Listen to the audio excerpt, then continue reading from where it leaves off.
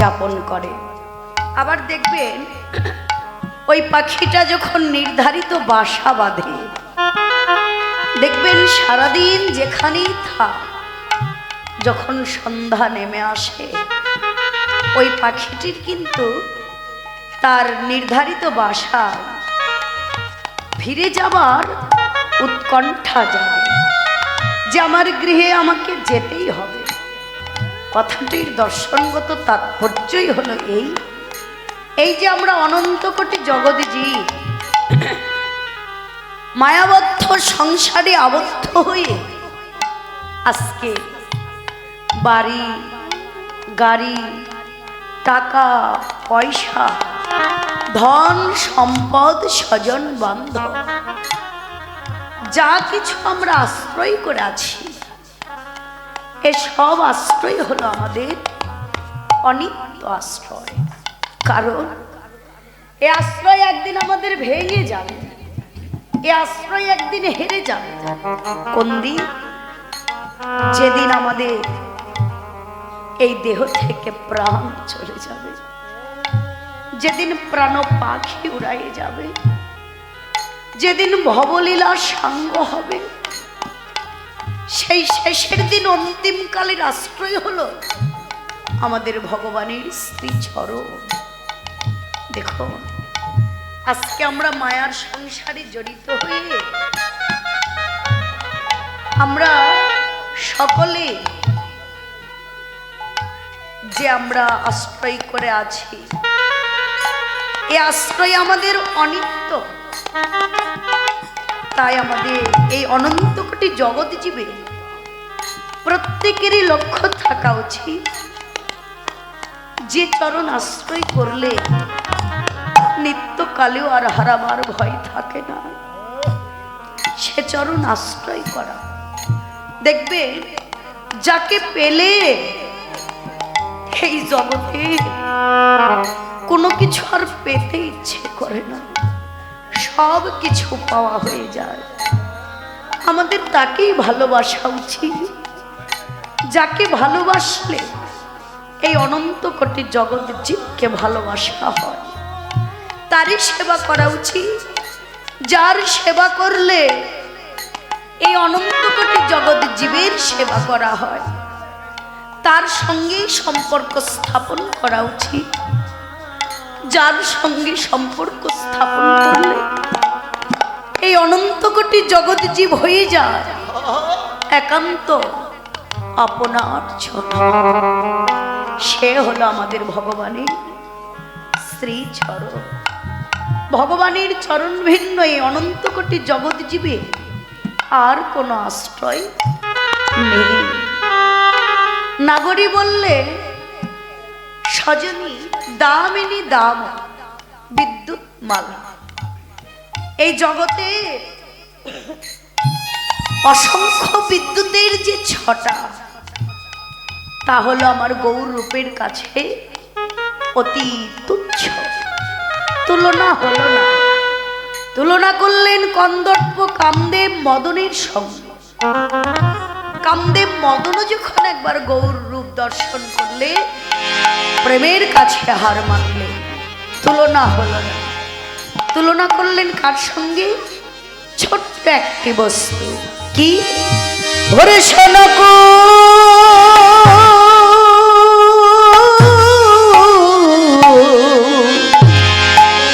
কুসুমতায়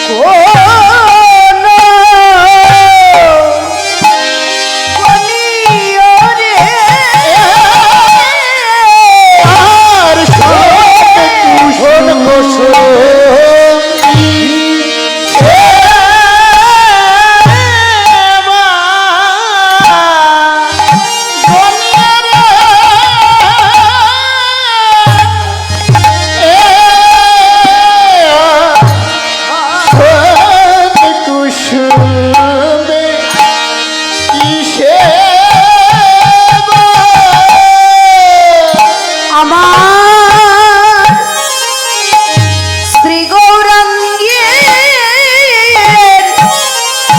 রূপে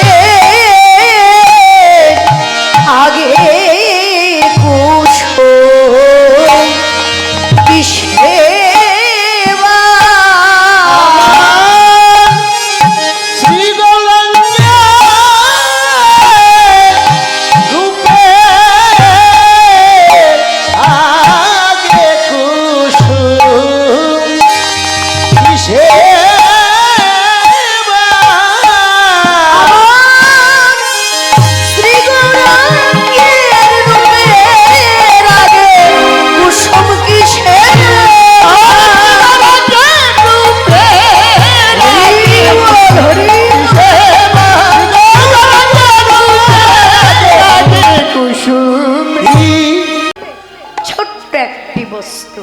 কি শনকুসুম।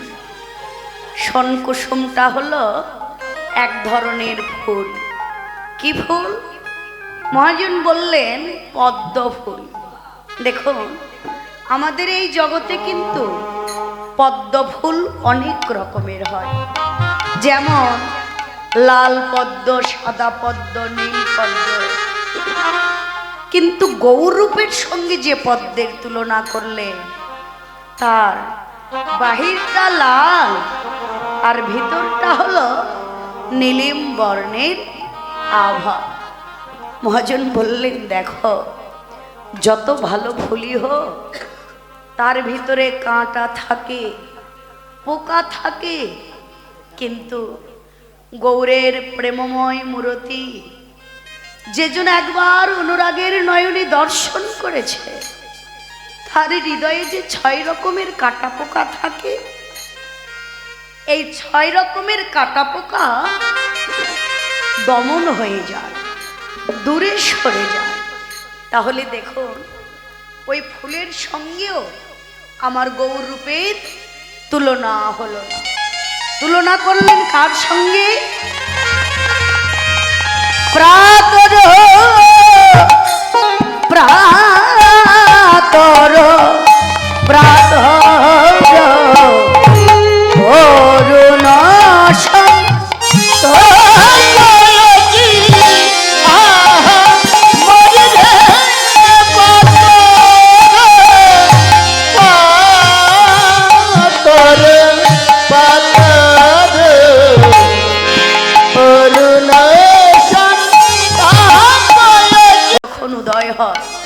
তার নাম হয় অরুণ। মহাজন বললেন দেখো অরুণের প্রাতকাল কেটে গিয়ে একটু যখন বেলা হয় তখন কিন্তু তার ওই লাল বর্ণটা থাকে না। কি হয়? শ্বেত বর্ণে পরিণত হয়। শ্বেত বর্ণে যখন পরিণত হয় তখন তাপ সৃষ্টি করে। ওই তাপ আমাদের সকলের অঙ্গেই লাগে। মহাজন বললেন দেখো বলে ওই অরুণে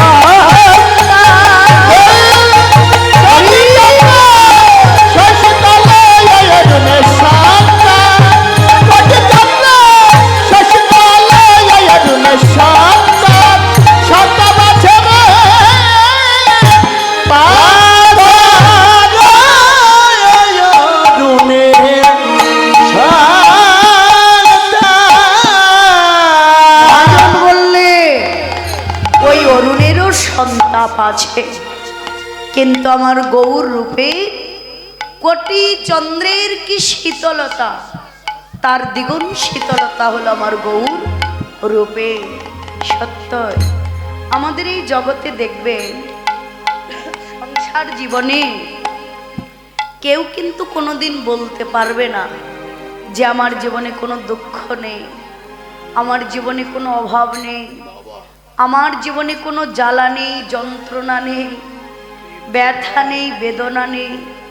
প্রত্যেকের জীবনে কোনো না কোনো দুঃখ, কোনো না কোনো অভাব, জ্বালা যন্ত্রণা আছে।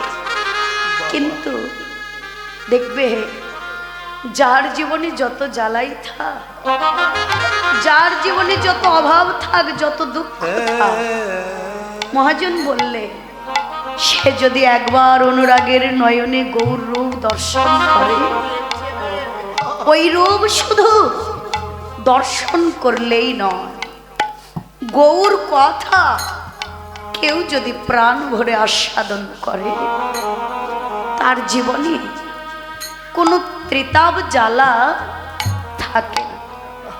অন্তত পক্ষে যতটুকু সময় কৃষ্ণ কথা কানে আসবে, যতটুকু সময় গৌর কথা কানে আসবে, ভক্ত সঙ্গ করবে, এতটুকু সময় আমাদের কি সংসারের ত্রিতাব জ্বালা হৃদয়ে আসে? আসে। মহাজন বললে ওই অরুণের সন্তাপ আছে, কিন্তু আমার গৌর রূপে কোটি চন্দ্রের যে শীতলতা, তার দ্বিগুণ শীতলতা হলো আমার গৌর রূপে। যে একবার অনুরাগের নয়নে দর্শন করেছে, গৌর কথা যে প্রাণ ভরে আস্বাদন করেছে, তার জীবনে কোনো ত্রিতাব জ্বালা যন্ত্রণা হে জীবনে থাকে না। তাহলে ওই অরুণের সঙ্গেও আমার গৌর রূপে তুলনা হলো না। তুলনা করলে গোরা রূপে, গোরা রূপে, গৌর রূপে যাই বলি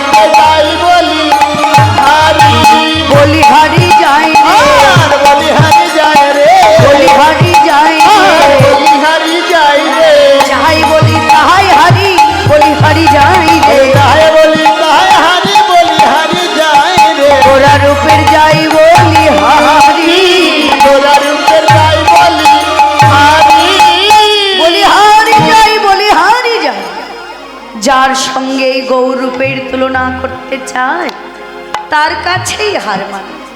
নাগরী ভাবলে ছোট্ট বস্তুর সঙ্গে তুলনা করে হলো না, তাহলে একটি বৃহৎ বস্তুর সঙ্গে তুলনা করে দেখি। বৃহৎ বস্তুটা কি? হেরি সুধা করো মুরছি চরণ তলে, হেরি সুধা করো মুরছি চরণ তলে, গরুদশ নখরূপ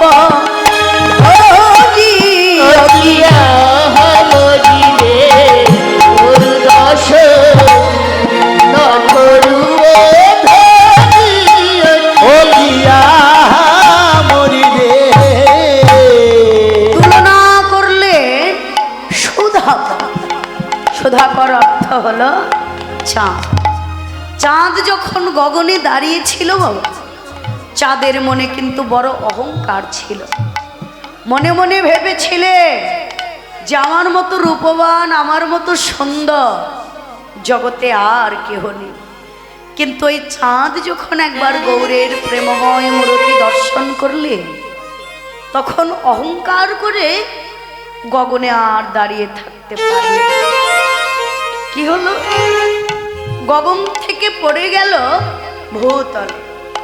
কঠিন মৃত্তিকার আঘাত জনিত কারণে ভেঙে টুকরো টুকরো হলে 10 খণ্ডে খণ্ডন হয়ে আশ্রয় নিলেন গৌর চরণে 10 নখ রূপে। ভাবলাম চাঁদ যখন গগনে ছিল, তার মনে বড় অহংকার ছিল, বক্ষটা কলঙ্কে ভরা ছিল, কিন্তু সে তো আর গগনে নেই, এসে আশ্রয় নিয়েছে কোথায়? গৌর চরণে। তাহলে তার কি আর কোনো কলঙ্ক আছে? বলে না গো, গৌর রূপের বিমল ছটায় তার সব কলঙ্ক ঘুচে গেছে, মুছে গেছে। এই জগতে দেখবেন, কেউ যদি মনে করে আমি বিদ্বান, আমি পণ্ডিত, আমি ধনী, আমি মানি, আমি গণি, কেউ যদি এই আসরে ভাবে যে আমি সবচেয়ে বড় ভক্ত, তাহলে সে কি ভক্ত হতে পারে না? কি হয়? তার এই বক্ষটা কলঙ্কে ভরা থাকে। আবার দেখবে, পুত্র যদি শত শত অপরাধ করে পিতার কাছে করজোর করে ক্ষমা চায়, যদি বলে বাবা আমার অন্যায় হয়েছে, আমি ভুল করেছি, আমায় ক্ষমা করে দাও, তাহলে পিতা পুত্রকে ক্ষমা না করে দিয়ে কি লাথি মেরে দূরে ফেলে দিতে পারে? কখনো না। পুত্র যত অপরাধী করে, পিতা পুত্রের সকল অপরাধ ক্ষমা করে এই বক্ষ মাঝে আশ্রয় দেয়। কথাটির দর্শনগত তাৎপর্যই হলো এই, পিতা যেমন পুত্র বৎস, ভগবানও তেমনি ভক্ত বৎস। তাৎপর্যই হলো এই যে আমরা অনন্ত কোটি জগৎ জীব, যে যত অপরাধী হোক, মহাপাপী হোক, কেউ যদি কোনো একদিন ভগবানের চরণে সকল পাপ তাপ সঁপে দিয়ে ভগবানের চরণে শরণাগত হয়ে ভগবানের চরণ যদি কেউ আশ্রয় করে, গৌরহরি নিজ গুণে তার সকল পাপ মোচন করে দিয়ে এই বক্ষ মাঝে আশ্রয় দেয়। তার দেহে কোনো পাপ আর থাকে না। তাহলে ওই চাঁদের সঙ্গেও আমার গৌর রূপে তুলনা হলো না। নাগরী ভাবলে ছোট্ট বস্তুর সঙ্গে তুলনা করে হলো না, বৃহৎ বস্তুর সঙ্গে তুলনা করে হলো না। তাহলে এবার মূল্যবান একটি ধাতুর সঙ্গে তুলনা করে দেখি। মূল্যবান ধাতুটা কি? সুবর্ণ বরণ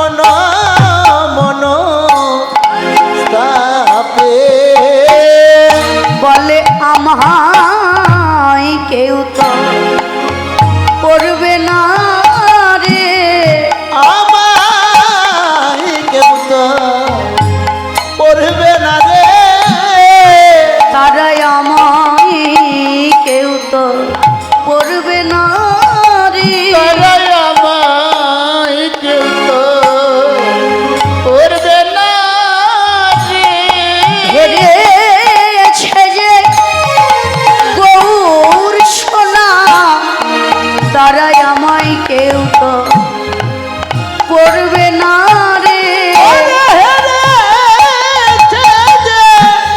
আমার গৌর সোনা তারাই আমায় কেউ তো করবে না রে। হেরেছে যে গৌর সোনা কেবল গৌর যাদের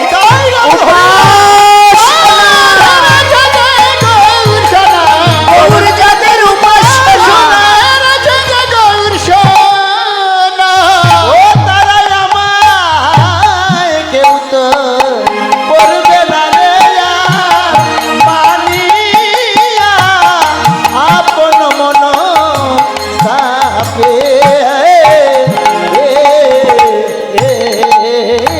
এবার সোনা সুবর্ণ অর্থ হলো সোনা। সোনা তো একটি মূল্যবান ধাতু। সোনার কিন্তু অনেক মূল্য। সোনা মনে মনে ভাবে আমার অনেক মূল্য। সবাই অলংকার তৈরি করে অঙ্গে পরিধান করে। আমাদের এই জগতে দেখবে এমনও মানুষ আছে, ধনী মানুষ আছে, যে প্রতিদিন 2, 4টি 5টি 10টি সোনার মালা টাকা দিয়ে ক্রয় করে কিনে নিয়ে গলায় পরতে পারে। কিন্তু দেখবেন এই জগতে ওই মানুষটির যদি গৌরগত মন হয়, তার যদি গৌরগত প্রাণ হয়, সে যদি গৌর ভালোবাসার মানুষ হয়, সে কিন্তু এই জগতের সোনা নয়, বনে গিয়ে তুলসী কাষ্ঠ কেটে এনে ছোট ছোট করে তুলসী কাষ্ঠ কেটে মালা তৈরি করে গলায় পরবে। সোনা মনে মনে ভাবলে জগতে যারা গৌর ভালোবাসার মানুষ, যারা গৌর সোনা অঙ্গে পরিধান করেছে, তারা তো আমায় অঙ্গে পরিধান করবেই না, অঙ্গে পরবে। আর যারা গৌর ভালোবাসার মানুষ নয়, যারা গৌর রূপ কোনোদিন দেখে না, গৌর হরিকে কোনোদিন ভালোবাসে না, তারা যদি কোনো একদিন গৌর কথা শুনে শুনে আমার গৌর হরিকে ভালোবেসে ফেলে, তাহলে তারাও তো আমায় অঙ্গে পরিধান করবে না। মনে মনে ভাবলেন মান থাকতে স্থান ত্যাগ করাই উত্তম।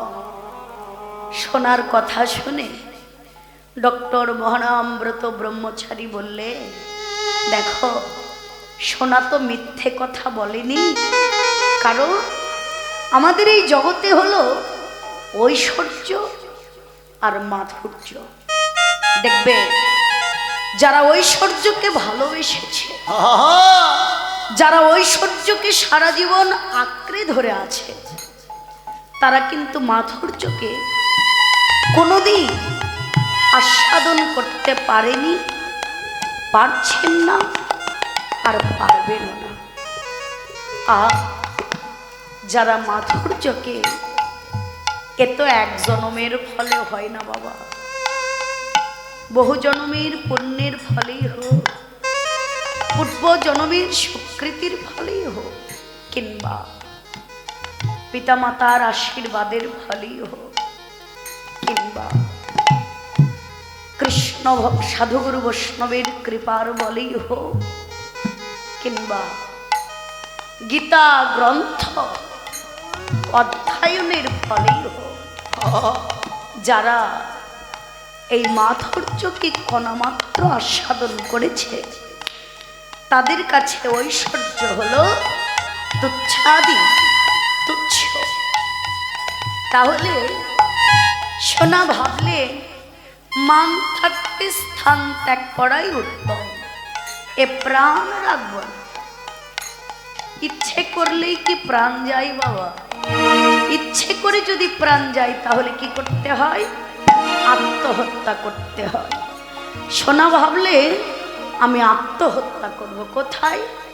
নিজ তনু জারি ভস্ম সম করই, আর নিজ তনু জারি ভস্ম সম করাইতে ওই ঠাল অনল সন্তাপে আর বৈঠালায় অনল সন্তাপে আমি এছাড় প্রাণ রাখব না রে, আমি এছাড় প্রাণ রাখব না দে এছাড় প্রাণ রাখব না রে, এছাড় প্রাণ রাখব না দে অনল জেলে প্রাণতে দিব এছাড় প্রাণ রাখব না রে, আমি অনাল জেলে প্রাণতে দিব এছাড় প্রাণ রাখব না রে বৈঠালয় অনল সন্তাপে আর বৈঠালায় অনল সন্তাপে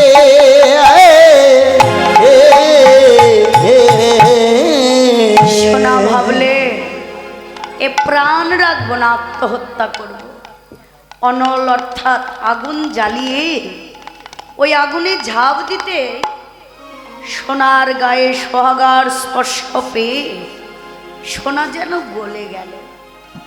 সোনার গায়ে সোহাগার স্পর্শ পেয়ে অনলের তাপ লেগে সোনা যখন গলে গেল বাবা, সোনা যখন গলে যায় তখন কিন্তু তার ওই উজ্জ্বল বর্ণটা থাকে না। কি হয়? বর্ণের বিকৃতি ঘটে, পীত বর্ণে পরিণত হয়। পীত বর্ণে যখন পরিণত হলো, বর্ণের যখন বিকৃতি ঘটলো, সোনা তখন একবার গৌর বর্ণ দেখে আর একবার নিজের বর্ণ দেখে, একবার গৌর বর্ণ দেখে একবার নিজের বর্ণ দেখে। এমন করে দেখতে দেখতে গৌর বর্ণের সঙ্গে নিজের বর্ণের কিছুটা মিল খুঁজে পেলে। যখনই মিল খুঁজে পেলে তখন সোনার মরে যাওয়ার ইচ্ছাটা আর থাকলো না। বললেন, প্রভু আমি আর মরে যেতে চাই না প্রভু, তোমার রূপ দর্শন করে তোমার চরণ আশ্রয় করে অনন্ত অনন্ত কাল ধরে বেঁচে থাকতে চাই। কথাটির দর্শনগত তাৎপর্যই হলো এই যে আমরা অনন্ত কোটি জগৎ জীব, দেখবে প্রত্যেকেরই এই দেহের 10টি ইন্দ্রিয় যখন ক্ষীণ হয়ে যায়, তখন কোনো পরিশ্রমের শক্তি থাকে না, তখনই আমাদের ভগবানের চরণে মতি আসে। অথচ দেহে যখন শক্তি বল থাকে তখন আমরা ভুলে যাই ভগবানের কর্ম করতে। আমরা কিন্তু প্রত্যেকেই ভগবানের কাছে কথা দিয়ে এসেছি। কখন? যখন মাতৃগর্ভে ছিলাম অন্ধকারে, ভগবানের কাছে কেঁদে কেঁদে বলেছিলাম, প্রভু একবার আমাদের অন্ধকার থেকে আলো দান করো, সুন্দর পৃথিবীতে গিয়ে ধুলোয় ধরাই গিয়ে তোমার নিত্য কর্ম করব। দিয়েছ দুটি বাহু,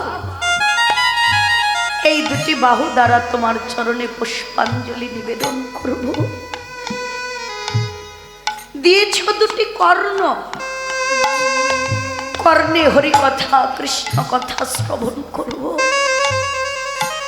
নয়নে রাধা গোবিন্দের লীলা স্থরিত দর্শন করব, গীতা গ্রন্থ অধ্যয়ন করব।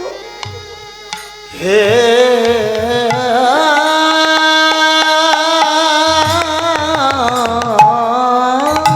নাসিকা গৌর গোবিন্দের পূজার্চনা করা, আরতি ও প্রসাদী চন্দন চর্চিত কুসুম দল নির্মালির গন্ধ আস্বাদন করব।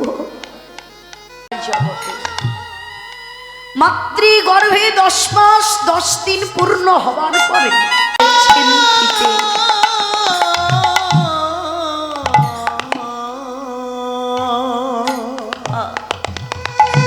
দেখো ভগবানের সেবায় লাগব হবে, গণাদিন ফুরাই যাচ্ছে।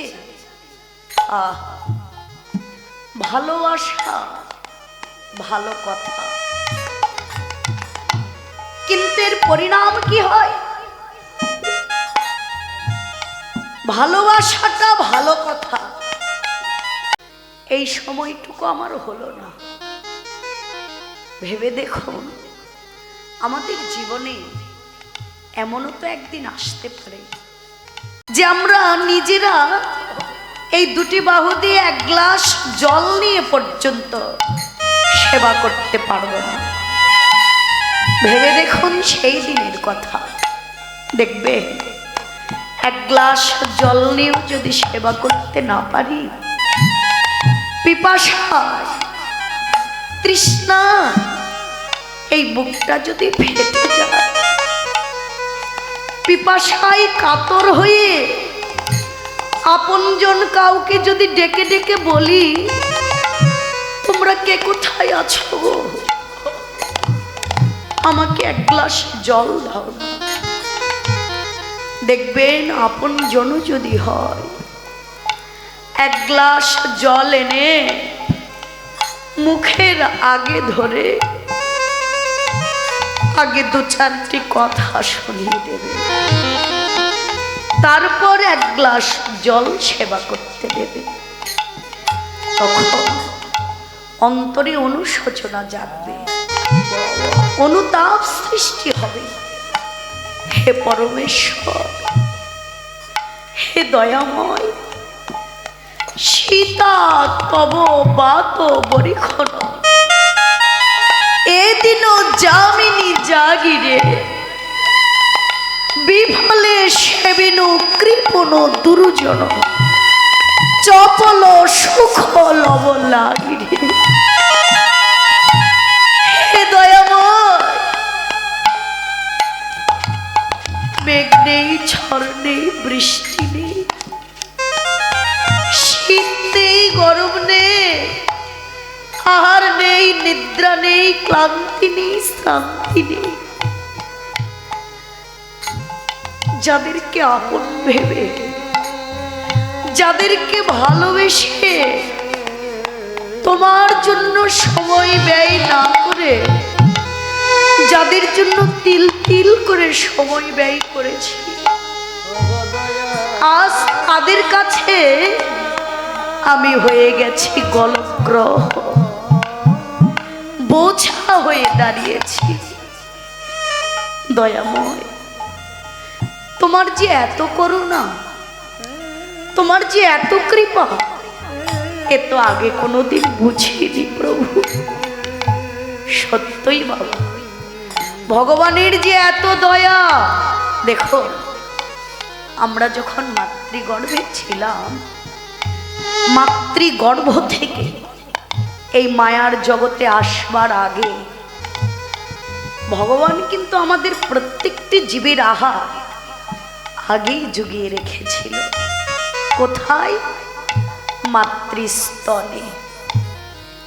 অজ্ঞান অবস্থায় মাতৃস্তন পান করে আমাদের দিন কেটে গেছে। আজও ভেবে দেখুন, আজও তারই মাটিতে ফেলা, তারই সৃষ্টি করা শস্য করা গ্রহণ করে আজও আমরা বেঁচে আছি। তার সমস্ত কিছু লুটিয়ে নিয়ে আমরা বেঁচে আছি, কিন্তু কই বিনিময়ে তাকে তো কোনো কিছু দিতে পারলাম না। তারই মাটিতে ফেলা, তারই সৃষ্টি করা একটি বৃক্ষ, কি যা হলো তুলসী। কোনো অর্থের প্রয়োজন হয় না, কোনো টাকা পয়সার প্রয়োজন নয়, শুধু তুলসী বৃক্ষ থেকে একটি মাত্র তুলসী পত্র চয়ন করে প্রভুরই সৃষ্টি করা এক গুণ্ডস জল নিয়ে তার শ্রী বিগ্রহের সম্মুখে বসে তুলসী পত্র জল নিবেদন করে যে বলবো, প্রভু তুমি প্রভু, আমি তোমার দাস, তুমি সেব্য, আমি সেবক। এই কথাটা আমি কোনোদিন বলতে পারলাম না, বলেছেন আপনারা, কিন্তু আমার ভাগ্যে হলো না। কেন? মায়ার জালে জড়িত হয়ে, মায়ার সংসারে আবদ্ধ হয়ে স্ত্রী পুত্র ভাই বন্ধু তাদেরকে আমার আমার ভাবতে ভাবতে, আপন ভাবতে ভাবতে আজ তাদের কাছে আমি হয়ে গেছি গলগ্রহ, বোঝা হয়ে দাঁড়িয়েছি। দয়াময়, জগতে তুমি বিনে বন্ধু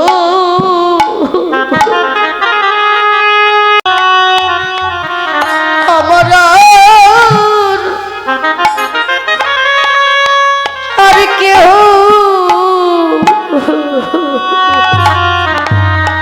প্রভু হে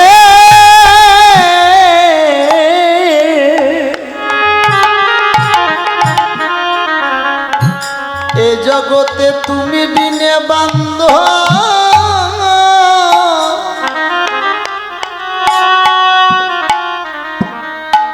বান্ধব আমার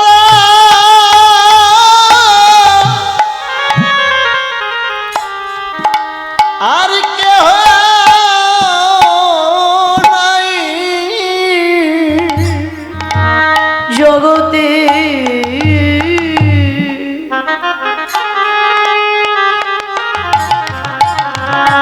আমার তুমি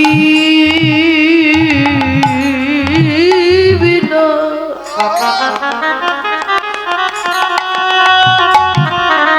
বান্ধব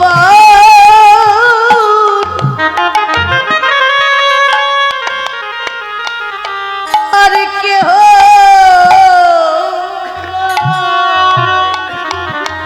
জগতে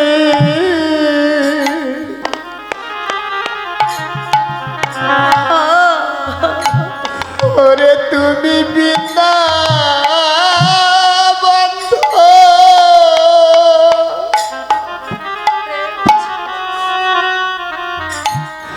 আমার আর কে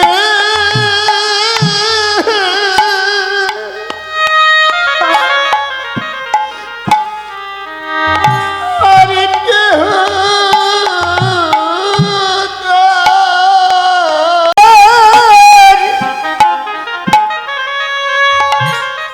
আর কেহ নাই এ জগতে সকল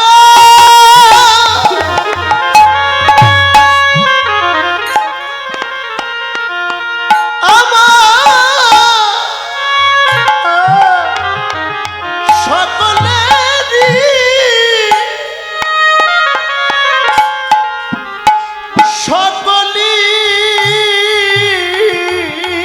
আছে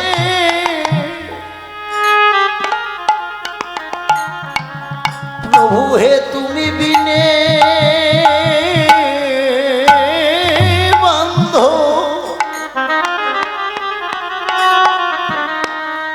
বান্ধব আমারা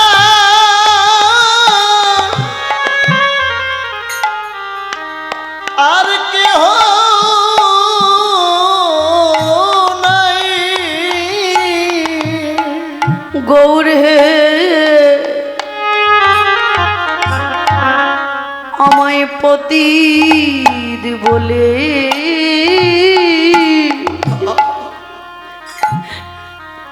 ফেলে দিও না। আমার অতীত বলে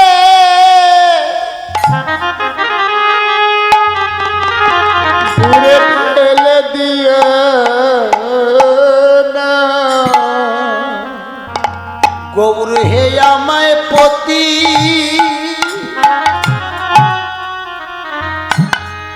পতি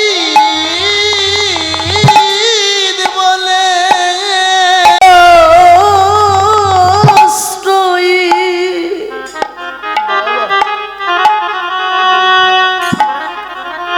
নিরাশ্রয়ী রাষ্ট্র তুমি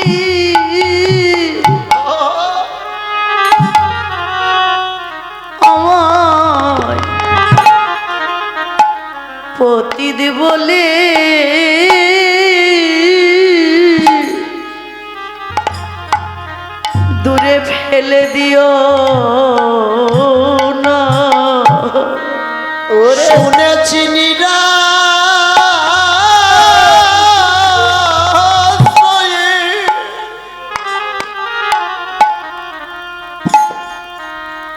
নিরাশ্রয়ের আশ্রয় তুমি,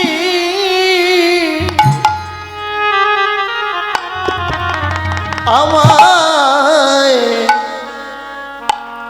পতিত বলে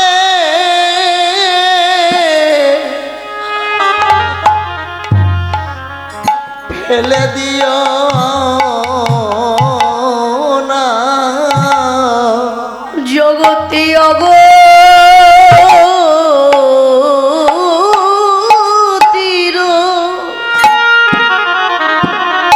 গতি তুমি, অকুলের কুল তুমি,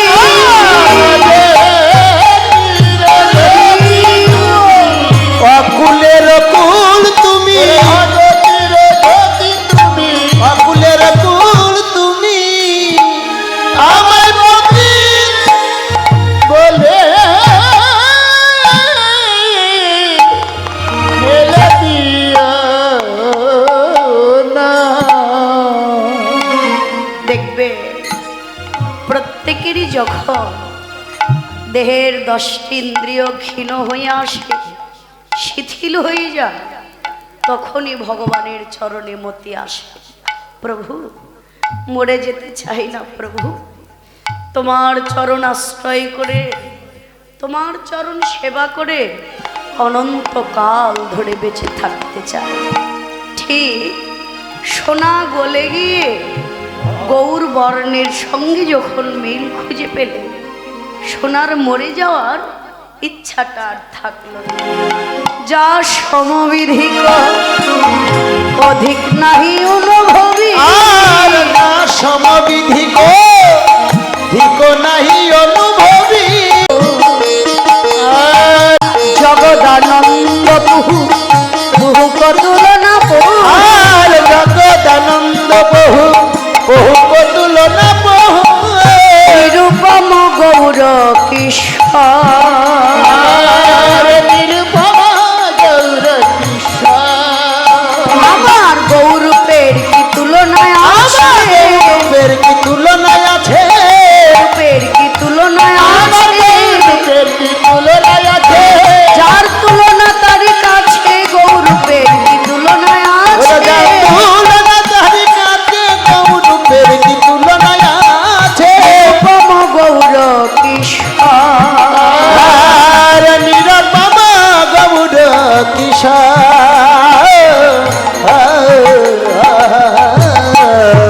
আর নীল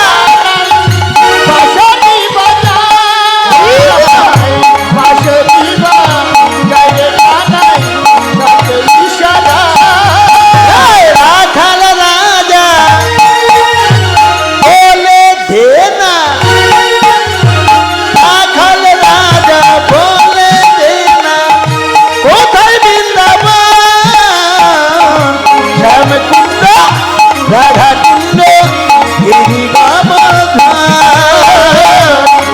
কুণ্ড রাধা কুণ্ড গিরি গোবর্ধন।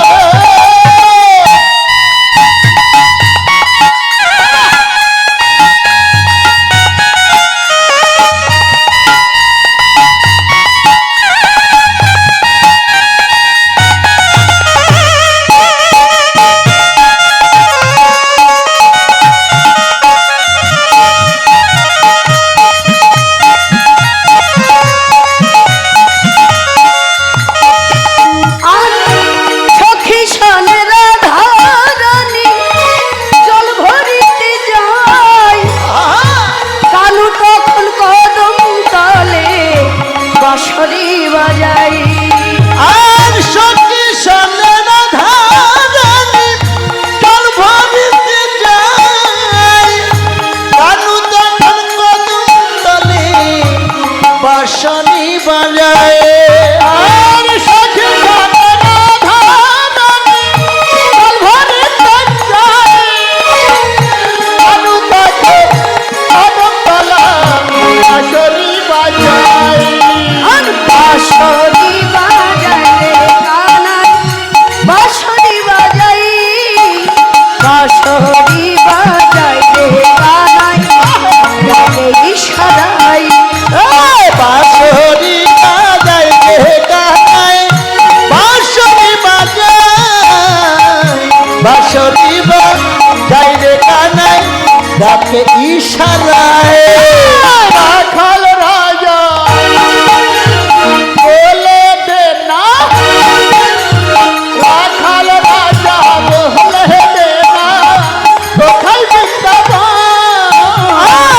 শ্যাম কুণ্ড রাধা কুণ্ড গিরি গোবর্ধন শ্যাম কুণ্ড রাধা কুণ্ড গিরি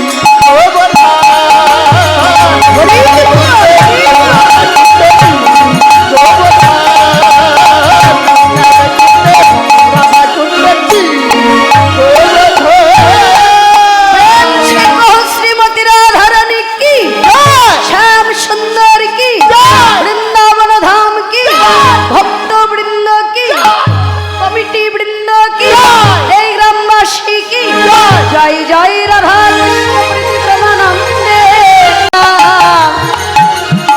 শ্রীমতী রাধারানী জটিলা কুটিলার ঘর ছলনা করে কাকে গাগরি নিয়ে সেই যমুনায় জল ভরিতে গিয়েছিলেন। ভরিতে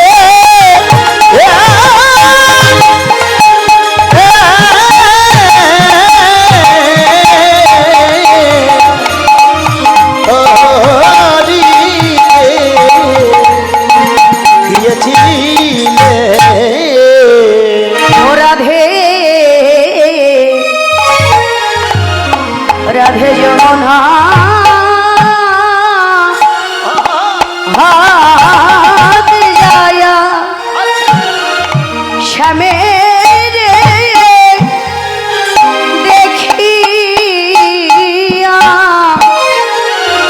ঘরে আইলা বিনোদিনী ও রাধে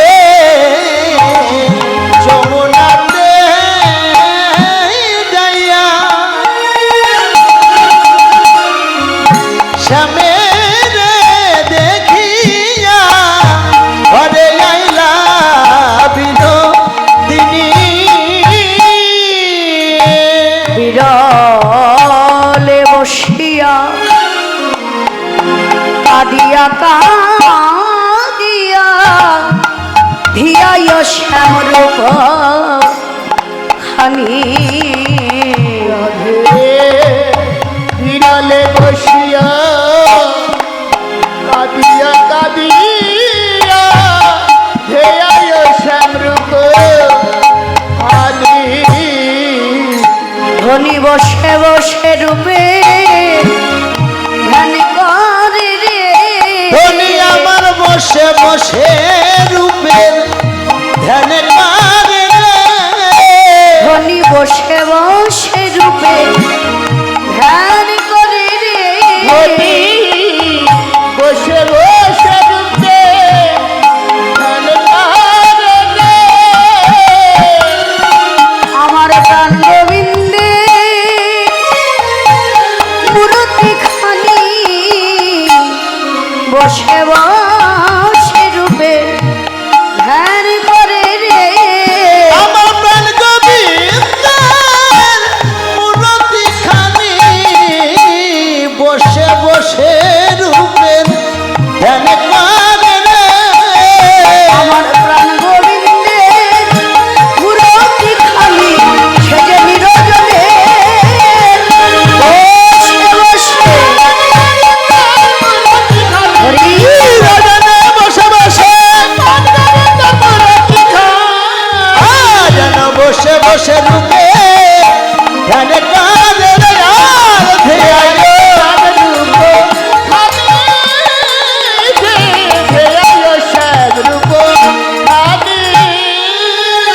ধ্যায় রাধারানী জটিলা কুটিলার ঘর ছলনা করে কাকে গাগরি নিয়ে কলসি নিয়ে যমুনায় জল ভরিতে গিয়েছিলে। জলের মাঝে গোবিন্দ বদন দর্শন করে রাধারানীর আর জল ভরা হলো না। কাঁদিতে কাঁদিতে ঘরে এসে গোবিন্দের রূপখানি ভাবনা করছে। এমন ভাবে সে যে নিজ কর রাখি কবল যে মতে যোগিনী পারা নিজ কর পর রাখিয়া কপাল যে মতে যোগিনীর পারা। ধনির দুটি নয়নে বহিছে সঘনে ধনির ও দুটি নয়নে বহিছে সঘনে। ধনির দুটি নয়নে বহিছে সঘনে ধনির দুটি নয়নে বহিছে সঘনে। শ্রাবণ মেঘের ধারা আর শ্রাবণ মেঘের ধারা, শ্রাবণ মেঘের ধারা যেন নয়ন ধরা ভেসে যাই রে ও যেন নয়ন ধারা ভেসে যাই রে। ধনি নয়ন ধারাই ভেসে যাই রে ধনি নয়ন ধারায় ভেসে যায় রে। ওই না শ্রাবণ মেঘে ধারার মতো নয়ন ধারাই ভেসে যাই ওই না রে শ্রাবণ মেঘের ধারার মতো ধনি নয়ন ধারায় ভেসে যায় রে। রাধারানী যমুনার জলে গোবিন্দ বদন দর্শন করে ঘরে এসে নিজ কর রাখিয়া কপলে কর অর্থাৎ হাত কপল অর্থাৎ গাল গালে হাত দিয়ে গোবিন্দের বদন খানে ভাবনা করছে। ভাবনা করতে রাধারানীর নয়ন ধারা ভেসে যাচ্ছে। মহাজন ওই নয়ন ধারা দর্শন করে তুলনা করলেন কার সঙ্গে? শ্রাবণ মেঘের সঙ্গে। দেখবেন শ্রাবণ মাসে গগনে যখন মেঘ লাগায় আর ওই মেঘ হইতে যখন ধারা বর্ষণ হয় তখন কিন্তু অবিরল ঝরে পড়ে, কোনো ফাঁক থাকে না। ঠিক রাধারানীর নয়নধারার যেন কোনো ফাঁক নেই, অবিরল ঝরে পড়ছে। এমন সময় হেনকালে তথা আইলা ললিতা রাই দেখিবার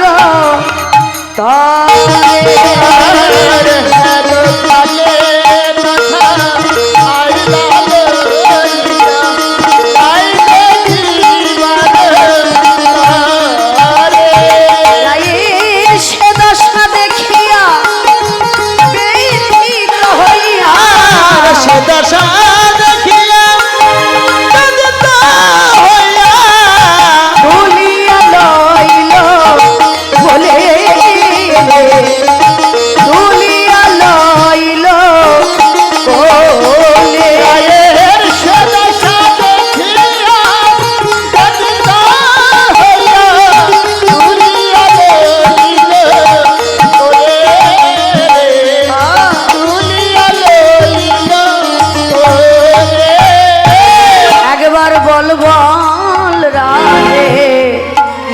হয়েছে? একবার বলবো রাধে তোর কি হয়েছে? তুই কোন বা দুঃখে এমন হলি? বল বল রাধে কি হয়েছে? তুই কোন দুঃখে এমন হলি? বল বল রাধে কি হয়েছে? ললিতা বিশাখা রাধারানীর মরম সখী, অন্তরের সখী, রাধারানীর মলিন বদন দর্শন করে ললিতা রায় ধনীকে ডেকে ডেকে বলে, ওগো বিনোদিনী রাধে, আগে তো তোর বদন এমন মলিন দেখি নাই, ওই বদন কেন মলিন হয়েছে, কেন শুকায়ে গেছে? একবার আমাদের কাছে প্রকাশ করে বল। সখীদের বদন দর্শন করে রাধারানীর কথা বলার স্বাদ জাগলো। ললিতা জটিলা কুটিলার ঘর ছলনা করে কাকে গাগরি নিয়ে শ্রী যমুনায় জল ভরিতে গিয়েছিলাম, কিন্তু আমার জল ভরা হলো না ললিতা। ওই জলে গোবিন্দ বদন দর্শন করে আমার জল ভরা হলো না। ললিতা বলে, ওগো বিনোদিনী রাধে, বিনোদিনী রাধে, তুই তো সৌভাগ্যবান সৌভাগ্যবতী, তাই তোর নয়নে গোবিন্দ বদন দর্শন হয়েছে। ওই বদন দর্শন করা আমাদের ভাগ্যে তো হলো না। রাধে গো রাধে, ওই বদন দর্শন করা আমাদের ভাগ্যে নাই বা হলো। তুই যে বদন খানি দর্শন করেছিস, ওই রূপের কথা একবার প্রকাশ করে বল, আমরা শুনে শুনে ধন্য হব। রাধারানী বলে,